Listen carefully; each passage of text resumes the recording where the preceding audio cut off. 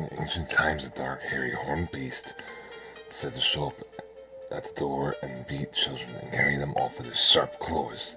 The Krampus could be heard in the night, the sounds of echoing hooves and rattling iron chains. The strangest part was that he was in league with Santa Claus. The unnerving beast was no demon, however. He was a mythical Krampus, companion to Saint Nicholas, known as Santa Claus, Father Christmas, Kris Kringle. While Saint Nicholas now has the reputation of loving all children and visiting them at Christmas time, shifting the character and giving gifts to the nice ones and lumps of coal to the naughty ones, Krampus played the dangerous sidekick. It is believed that the long-haired, shaggy goat monster with a long, angry face and lolling, forked tongue would visit the home of misbehaving children to punish them. It was believed he would give beatings and kidnap the kids, bringing them down to his underwood lair to live for a year. According to the centuries-old legends, if a child misbehaved, St. Nicholas, in his innocence, would know and send his associate Krampus. It was said that his dark partner with the serpentine tail would turn up to the house during the Christmas season to punish the wicked child. He would beat him with a birch stick, whip him with horsehair, and throw him in the sack or wicker basket to take him down hell for a year. If being good for Santa wasn't enough for the delinquent Krampus, reputation and fearsome appearance terrified children to behaving, and such was a useful tale told to children to scare them to goodness. Historians remain unsure as to the exact origins of the Krampus figure in folklore, but believe that, like Santa, Krampus predates Christianity, stemming from Norse and Alpine traditions and German paganism. Like many legends, including St. Nicholas himself, Krampus has evolved over time and throughout regions, but Krampus represents a balance of light and dark, bringing harmony between good and evil. On Krampus night, or Krampusnacht, the eve of December 5th, children took care to not attract the attention of the intimidating beast in hopes that St. Nicholas would bring presents on Nikolaustag, December 6th. According to the National Geographic, Krampus is believed to be the son of Nell in Norse mythology, Hel, daughter of Loki and overseer of the land of the dead. His name is derived from the German word Krampen, meaning claw. He shares traits with other figures in Greek mythology, such as satyrs and fauns, and he has been portrayed in a salacious manner in late 19th century greeting cards lusting after buxom women. The myth of Krampus can be found in the Alpine regions, Austria, Germany, Hungary, Slovenia, and the Czech Republic, and the legend has gained long legs, reaching across Europe and around the world. Families traditionally exchange colorful greeting cards called Krampuskarten since the 1800s, featuring the sometimes silly, sometimes sinister Krampus. In the early 20th century, Krampus was prohibited by the Austrian fascist government, but the tradition was revived to the full of the government after World War II. Traditional annual parades are still held in which young men dress as Krampus and race through the streets snarling and shaking chains at onlookers.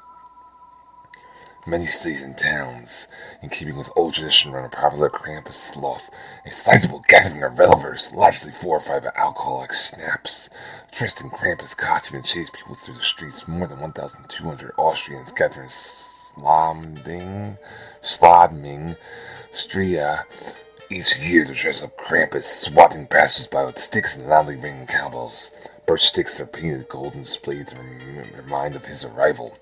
These days on Krampusnacht, Krampus will commonly accompany St. Nicholas to homes and businesses where St. Nicholas will give out gifts and Krampus will hand out coal and birch stick bundles. In addition to Krampus, Santa traditionally enjoyed a host of different companies depending on region and culture, reflecting local history and beliefs. These mythical figures have many common traits and generally play the role of the punisher or abductor and conjures into the benevolent and generous saint. They often carry a rod, stick, or broom, were usually dressed in black rags and were shaggy with unruly hair. Elves, kobolds, or pre-Christian animal spirits of English and Scandinavian tradition were believed to be gift or bringers, but didn't share the same elevated status as Saint Nick and his companion. In Germany,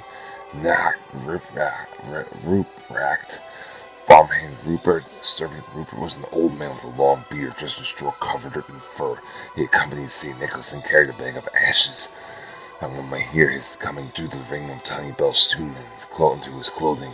Next, Ruprecht expected children to be able to recite Christian catechism or say their prayers, whereupon he would give them fruit or gingerbread.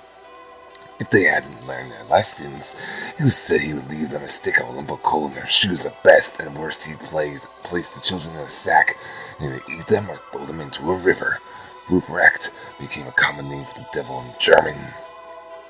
Palatine, Germany, as well as Pennsylvania in the United States, and the east coast of Canada. The companion of it is named Belsnickel, a scary figure much like next Ruprecht. His partner visits at Christmas to hand out gifts or punishments. In some regions, this figure is dressed as a female called the Christmas Woman. She is thoroughly disguised in the female clothing, with cloth wrapped over the head and face, and carries sweets and cakes, as well as long switch which acts like a swatting stick or a charmed wand.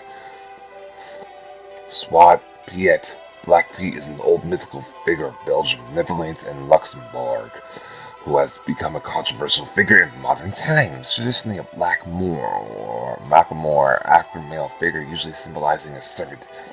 He was characterized as a Moor from Spain and helped a helper to St. Nicholas, who was to amuse children and give candy. Actors portraying Zwart Piet would wear blackface, dark makeup, curly black wigs, and red lipstick, a practice which is now seen as a racist stereotype. Heroes of Zwart Piet are now protested in the Netherlands.